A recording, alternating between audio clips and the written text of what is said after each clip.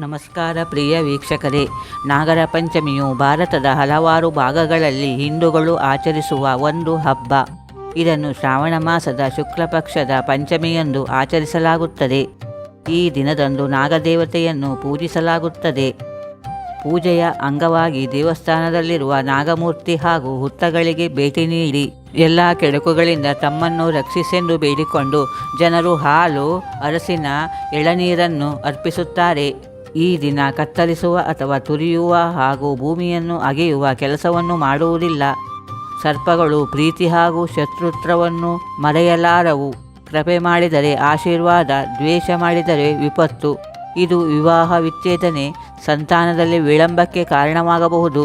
ನಾಗರ ಪಂಚಮಿಯಂದು ಮಾಡುವ ನಾಗಪೂಜೆಯಿಂದ ನಾಗದೋಷ ದೂರವಾಗುತ್ತದೆ. ನಾಗರ ಪಂಚಮಿ ಹಬ್ಬಗಳ ಸಾಲಿಗೆ ನಾಂದಿ ಹಾಡುತ್ತದೆ. ನಾಗರ ಪಂಚಮಿಯ ನಂತರ ರಕ್ಷಾಬಂಧನ, ಕೃಷ್ಣ ಜನ್ಮಾಷ್ಟಮಿ, ಗಣೇಶ ಚತುರ್ಥಿ, ದಸರಾ, ದೀಪಾವಳಿ ಹೀಗೆ ಹಬ್ಬಗಳು ಒಂದರ ಹಿಂದೊಂದರಂತೆ ಆರಂಭವಾಗುತ್ತದೆ. ಈ ಹಬ್ಬವು ಕೆಲವೆಡೆ ಅಣ್ಣ ತಂಗಿ ಇಬ್ಬರೂ ಸೇರಿ ಪೂಜಿಸಲ್ಪಡುವ ಹಬ್ಬವೆಂದು ಪ್ರತೀತಿ ಇದೆ. ಇದಕ್ಕೆ ಪೂರಕವಾದ ಒಂದು ನಾಗಪಂಚಮಿಯ ಕತೆ ಇದೆ. ಒಂದಾನೊಂದು ಕಾಲದಲ್ಲಿ ಒಂದು ಊರಿನಲ್ಲಿ ಒಬ್ಬಳು ತಂಗಿ ಮತ್ತು ಅವಳಿಗೆ 4 ಜನ ಅಣ್ಣಂದಿರು ಇದ್ದರು. ಮನೆಯವರೆಲ್ಲ ಸೇರಿ ಒಟ್ಟಿಗೆ ನಾಗರ ಪಂಚಮಿಯಂದು ಪೂಜಾ ಕಾರ್ಯಕ್ರಮದಲ್ಲಿ ತೊಡಗಿದ್ದರು. ಆ ಸಮಯದಲ್ಲಿ ಅಲ್ಲಿಗೆ ನಾಗರ ಹಾವೊಂದು ಬಂದು 4 ಜನ ಅಣ್ಣಂದಿರನ್ನು ಬಲಿ ತೆಗೆದುಕೊಂಡಿತು.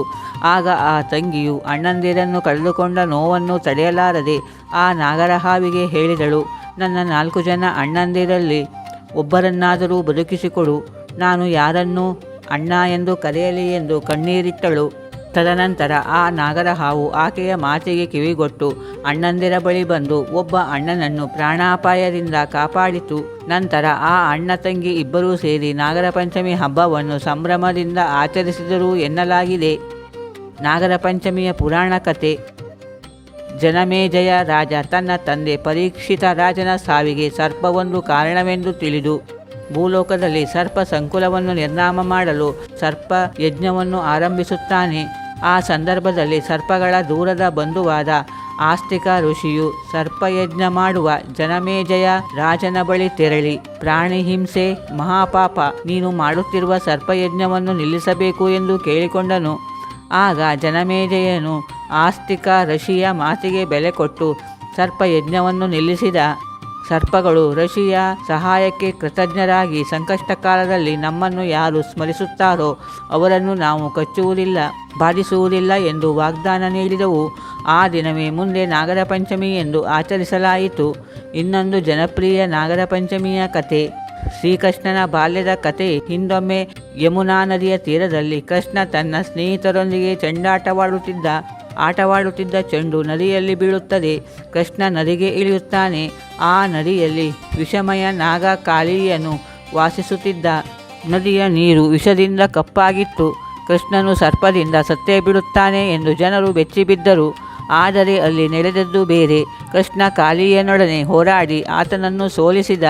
ಕೃಷ್ಣನು ಶರಣಾದ ಕಾಳಿಯನಿಗೆ ನದಿಯನ್ನು ಬಿಟ್ಟು ಹೋಗು ಎಂದು ಆಜ್ಞೆ ನೀಡಿದ. ಯಮುನಾ ನದಿ ಮತ್ತೆ ಶುದ್ಧವಾಯಿತು. ಇದು ಕೇವಲ ಕಥೆಯಲ್ಲ, ಧೈರ್ಯ ಹಾಗೂ ಧರ್ಮದ ಪಾಠ.